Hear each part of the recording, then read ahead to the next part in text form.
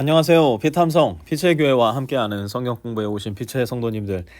이번 주 날씨가 정말 너무너무 좋습니다. 이번 한 주 내내 이렇게 조금은 시원한 날씨가 계속될 것 같은데요.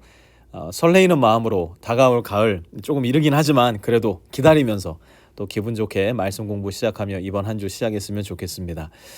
여러만 가운데서 이렇듯 시원한 날씨로 우리의 마음을 달래주시고 위로해 주시는 하나님께 감사를 드립니다. 오늘 말씀을 통해서도 여전히 우리에게 말씀하시는 하나님 만나 뵐 수 있게 하시고, 특별히 이번 한 주 또다시 우리 교회 공동체를 향하신 하나님의 뜻을 주어진 말씀을 통해 신중히 발견하고 기쁨으로 순종하는 빛의 성도들 다 되게 하여 주시옵소서. 예수님의 이름으로 기도합니다. 아멘. 오늘은 구약성경 느헤미야 4장 11절에서 21절까지 조금 긴 말씀인데요, 함께 공부해 볼 텐데요.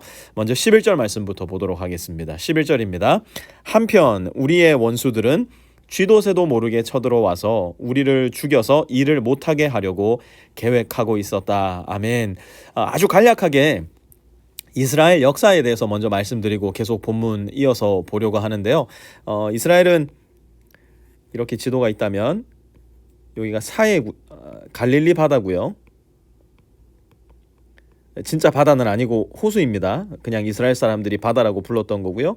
요단강을 쭉 따라 내려가다 보면 사해가 있었습니다. 이스라엘 지도가 이렇게 형성이 되어 있는데요. 이쪽은 지중해고요. 그 당시 고대 사회에서 이 동쪽 지역으로는 아수르라는 나라, 그리고 후에 바벨론이라는 나라가 들어오게 되고요. 또 남쪽으로는 이집트. 그러니까 사실 이스라엘은 이집트와 아수르, 바벨론 사이에 끼인 나라였어요. 아수르가 이집트를 침공하려면 반드시 이스라엘을 거쳐갔어야 됐고, 이집트도 마찬가지로 동북쪽으로 자기의 나라를 더 익스펜션하기 위해서는 이스라엘이라는 나라를 지나쳐야만 했습니다. 그러다 보니 이스라엘 역사는 사실 우리 대한민국 조선의 역사와도 굉장히 흡사합니다. 열강 사이에 끼어서 오도 가도 못하는, 그래서 때로는 그야말로 고래싸움에 새우등 터지는 일이 이스라엘 땅에는 정말 많이 일어났었는데요. 이스라엘의 왕정 시대는 사울이라는 왕과 함께 시작이 됩니다. 이때가 대략 BC 1050년 경이라고 생각을 하고 있는데요. 사울은 40년간의 통치 시대를 막을 내리고 그 뒤에 우리가 너무 잘 아는 다윗이 왕위에 등극을 합니다. 이때가 BC 1010년이었고요. 다윗 역시도 40년의 왕의 통치를 마치고 자기의 아들 솔로몬에게 왕위를 물려주게 됩니다. 이때가 BC 1070년 경이었습니다. 솔로몬 이후에 이스라엘 왕국은 두 왕국으로 분열이 되고 맙니다. 북왕국 이스라엘과 남왕국 유다로 분열이 되는데요. 북왕국은 다윗의 혈통이 아닌 짝퉁 왕들이 계속해서 쿠데타를 통해 들어서게 되고요. 남왕국은 하나님의 언약대로 계속해서 다윗의 혈통에서 왕위가 이어집니다. BC 722년이 되었을 때 아수르의 침공을 받아서 북왕국은 그만 역사 속에서 사라져 버리고 맙니다. 남왕국은 용케 아수르의 공격을 버텨내지만 아시리아를 밀어내고 고대 근동 최강자로 새롭게 군림한 이 바벨론이라는 나라에 의해서 세 차례의 침공을 통해 BC 586년에 최종적으로 남왕국 유다도 역사 속에서 사라지고 맙니다. 소수의 유대 사람을 제외한 대다수의 유대인들은요, 이제 바벨론으로 끌려가서 바벨론에서 포로 생활을 시작하게 되는데요. 하나님께서 예레미야에게 말씀하셨던 70년간의 포로 생활을 마치게 되었을 때 이제는 바벨론을 멸망시키고 또 다른 고대 세계 최강자로 등극했던 페르시아의 고레스 왕을 통해서 하나님은 유대인들을 이스라엘로 다시 귀환을 시키십니다.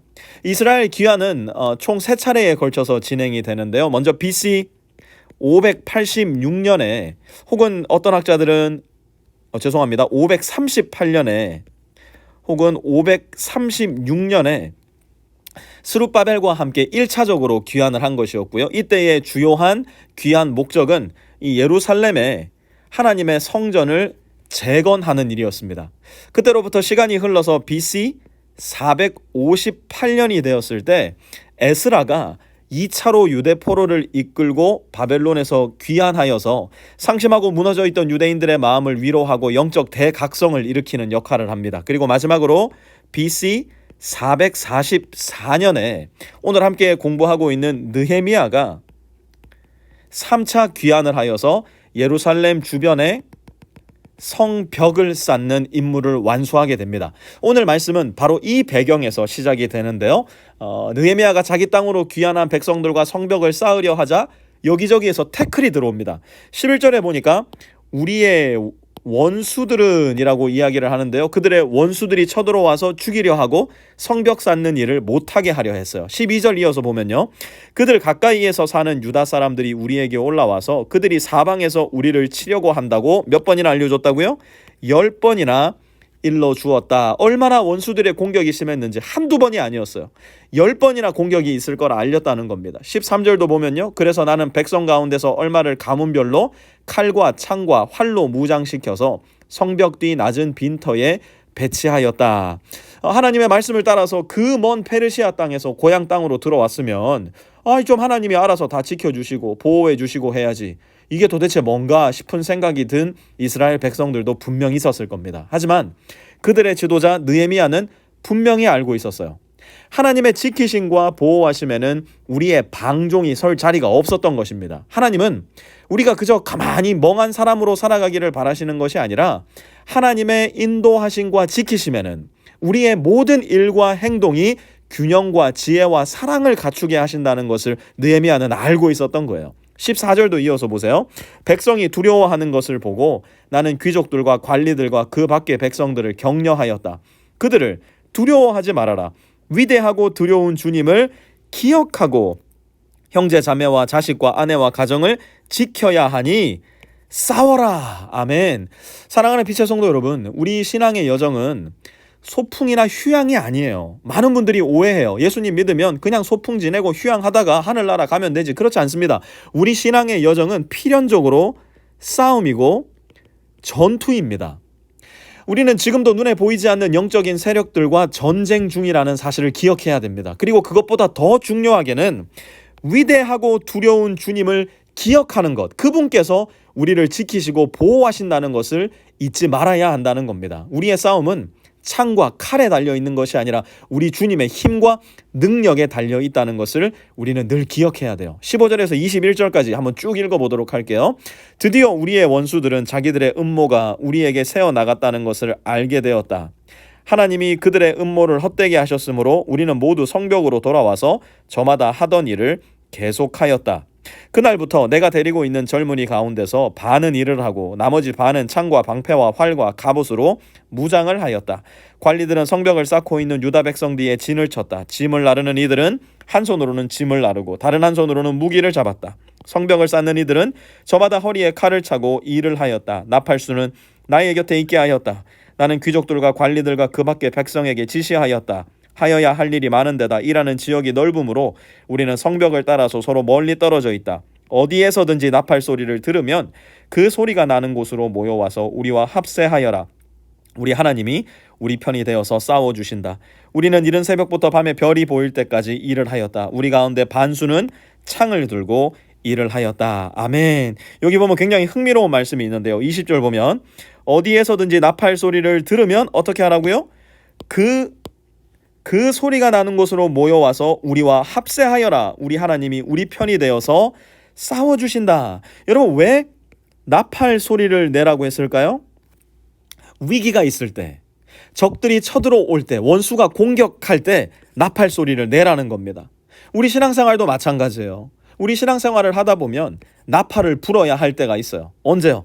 도저히 나 혼자서 감당할 수 없는 일이 닥쳤을 때, 가정에 위기가 닥쳤을 때, 마음이 무너져 도저히 버틸 수 없을 때, 자녀의 문제, 사업의 문제, 관계의 문제로 내 삶이 해체되어 가는 것만 같을 때 우리 역시도 나팔을 불어야 합니다.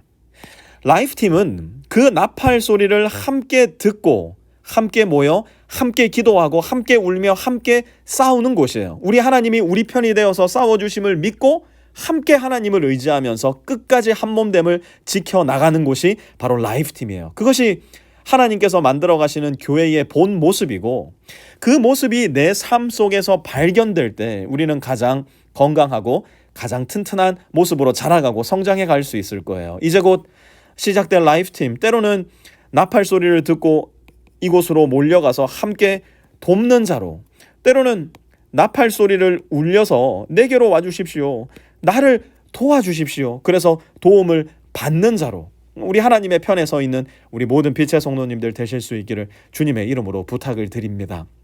하나님 아버지, 우리가 누구인지, 우리가 어떤 사람인지, 우리는 무엇을 함께 하고 있는지, 누가 우리의 편인지 잘 기억하여서 우리에게 주어진 영적인 싸움과 전투 지혜롭고 신중하게 해나가는 우리 모든 빛의 성도들 다 될 수 있도록 하나님께서 우리 모든 이들에게 은혜와 은총으로 함께하여 주시옵소서. 예수님의 이름으로 기도합니다. 아멘.